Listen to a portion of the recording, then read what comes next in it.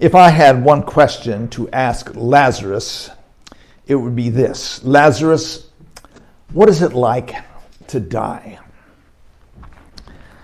None of us know what it's like to die.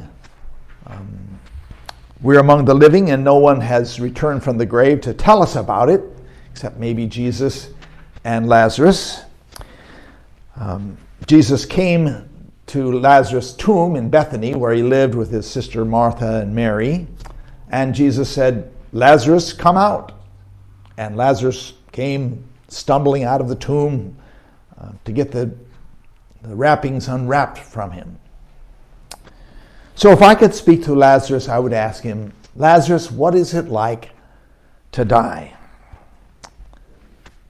We've probably all heard of near-death experiences where someone experiences clinical death. The doctors say they're gone, but they report when they come back that they often go down a long tunnel or a dark place with a light, and when they approach the light, it feels good, but something draws them back, and they have to come back into life, and then they return and have consciousness. And they don't say that it's a scary feeling. There's no pain. It's actually very peaceful, and many people report that it's difficult to drag themselves back to life, to consciousness. So that's reassuring. We don't know if these near-death experience stories are real or if they're just sort of the flickering of consciousness on the way out, but they're certainly comforting to hear. In our gospel story, Lazarus died, and he was dead for 4 days, really, really dead, they're trying to tell us, when Jesus came to the tomb and said, "Lazarus, come out." And Lazarus came out. So what was it like, Lazarus? What was it like to be dead for 4 days? I found out on Friday that my good friend Guy Groves is getting near death. Guy was one of the first people I met when I moved into the dorm as a freshman at Colorado State University many years ago. And Guy was from New Jersey. I was from Nebraska. Guy was a year older than me, and he was like my older brother. It seemed like he knew everything. I remember he told me, "Man, you got to go to the library. They got this place where you can put on headphones and you can listen to music, and you got to listen to this song by Dave Brubeck. Man, it's called Take 5. It's far out, man." And I did, and it was far out. It was great. A guy and I did stuff together. It seems like he knew everything. He took me out on the lawn of the dormitory, and he showed me how to use a fly rod. How to flip your wrist to make the line go out on the lawn, and how to bring it back. He took me up in the mountains near Fort Collins and showed me how to rock climb, how to lever yourself up a rock face. After that first year, we got an apartment together with another guy, and we got to know each other pretty good in the apartment. We were both forestry majors, and I remember we took a course in dendrology together, a tree identification course, and later we took a course in chemistry together, and we helped each other study. When we were in the apartment, Guy took this big piece of paper and he made an ink drawing of the mountains, and he just made a little tiny squiggle for each tree, and the effect of the whole drawing was to show this beautiful mountain scene. I was so impressed what he could do with just a little rapidograph pen. And it inspired me and helped me become an artist later on. Guy showed me how to go ski touring, and we went up into Rocky Mountain National Park, and we skied on the trails there. He married his high school sweetheart, who's named Jerry, and we've kept up with Guy and Jerry over the years, and both had families and careers, and about 7 years ago, a guy had discovered that he had colon cancer. It was serious 4th stage colon cancer. He had surgery, long recovery, and they had liver cancer, another surgery, prostate cancer. He just fought it. And his wife, Jerry, who's a very strong person, I think she just kept him alive by the strength of her will, like pushing the whole healthcare system and pushing him and keeping him going. And recently he had another surgery, and it doesn't look like he's gonna make it. He came home from the hospital yesterday. He's at home with hospice care, and Jerry says she doesn't think he'll make it very long. You know, life is so strange. You know, one day we're young and we're full of life and we're doing things with our friends, and the next thing you know, we're old and our friends are dying. You know what I mean? Yeah, we're familiar with this. And when my friend dies, a little of me is going to die too, because we share memories and we share experiences together. Death is just this big black hole, because we don't know what happens when we die. So I'd like to ask Lazarus, what's it like to die? Was it scary? Was it painful? Jesus brought you back to life. And what was that like? Was it hard to return to your body? Was it hard to come back to your old life? And what about my friend Guy? What's going to happen to him when we can't see him any longer?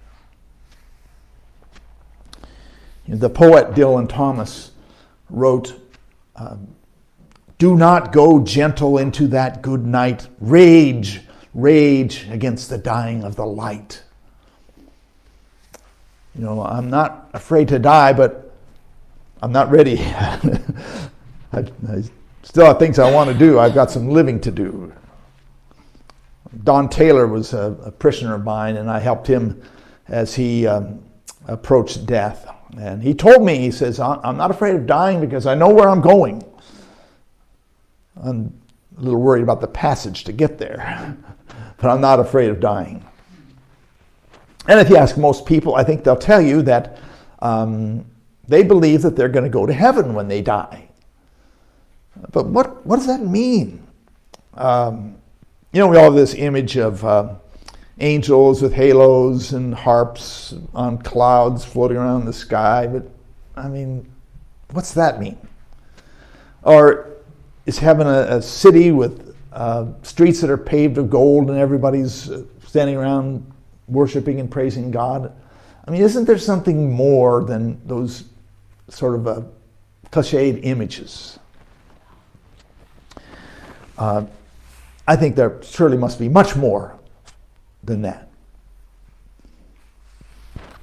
In today's gospel story, Jesus and the disciples are traveling when Jesus tells the disciples, our friend Lazarus has died. So they return to Bethany, the place where Lazarus and Martha and Mary live, and they find Martha and Mary grieving for their brother. And Martha says, Lord, if you had been here, our brother would not have died. But even now, I know that God will give you whatever you ask of him. And Jesus says, your brother will rise again. She says, I know in the general resurrection that's going to come when everyone rises from the dead, he will rise from the dead. But Jesus then says, I am the resurrection and I am the life. Whoever believes in me, even though he die, will live. And everyone who lives and believes in me will never die. Do you believe this? And she said, yes, Lord, I believe. Well, what does Jesus mean when he says, I am the resurrection and I am the life?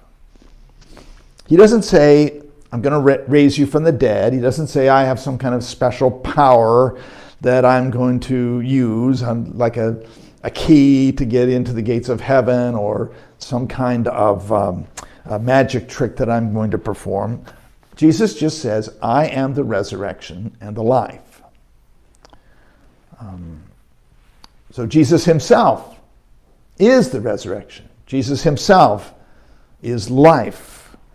And to me, that means that Jesus has given us life and resurrection. It means like he's opened a door for us.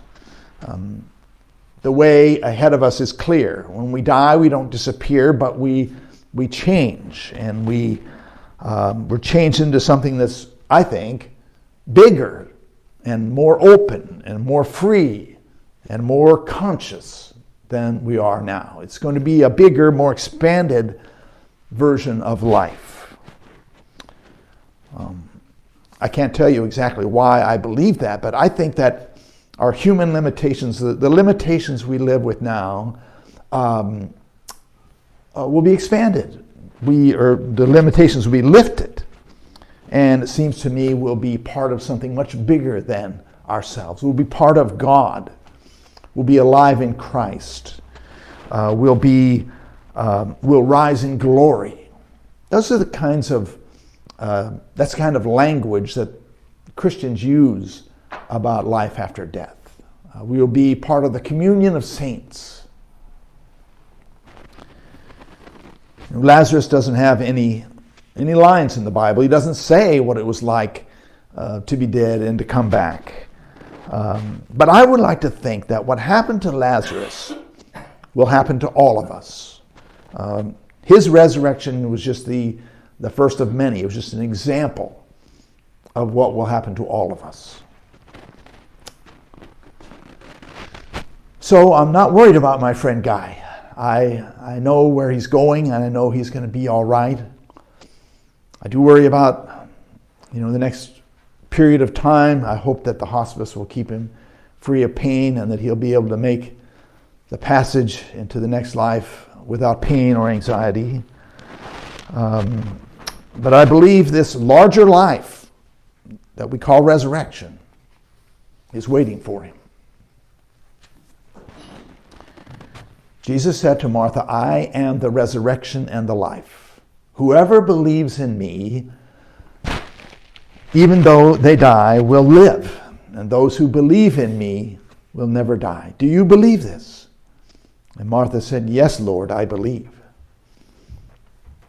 And I believe it too.